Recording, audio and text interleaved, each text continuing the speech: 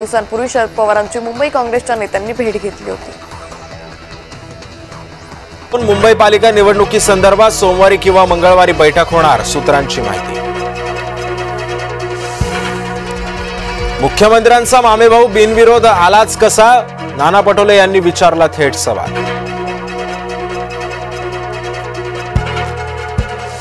निवडणुकीआधी भाजपची 100री, राज्यभरामध्ये भाजपच्या 100 नगरसेवकांची बिनविरोध निवड, भाजप प्रदेशाध्यक्ष रवींद्र चव्हाणांची माहिती।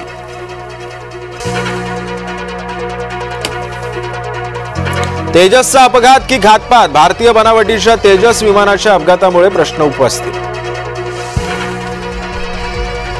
वर्ध्यामध्ये गौतमी पाटीलच्या कार्यक्रमामध्ये धुडगूस, मागच्या प्रेक्षकांना दिसत नसल्यानं गोंधळ, अंगावर खुर्च्या फेकल्यानं पोलिसांचा हस्तक्षेप।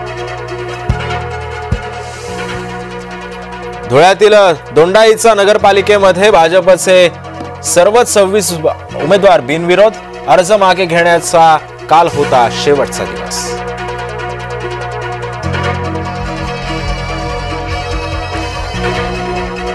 भाजप दबाव टाकून अर्ज माघारी करवते, नाना पटोलेंचा थेट सवाल।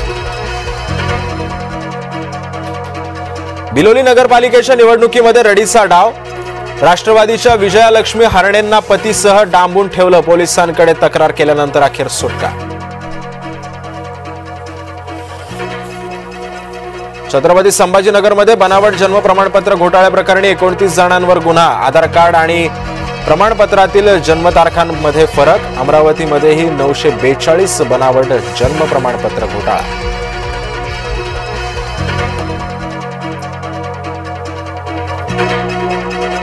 कामगारांच्या हितासाठी मोदी सरकारचा महत्त्वपूर्ण निर्णय, देशामध्ये 4 नवे कामगार कायदे लागू, केंद्र सरकारच्या निर्णयामुळे कामगारांना मोठा फायदा।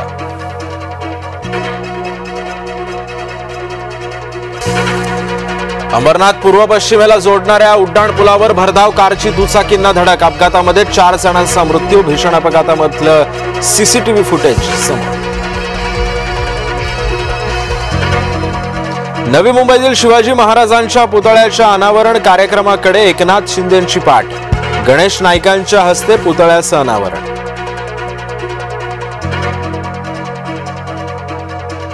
पुण्यातील टोळी युद्धावर पोलिसांच्या कारवाईला वेग, कुख्यात रिजवान उर्फ टिपू पठाणसह टोळीवर मकोका।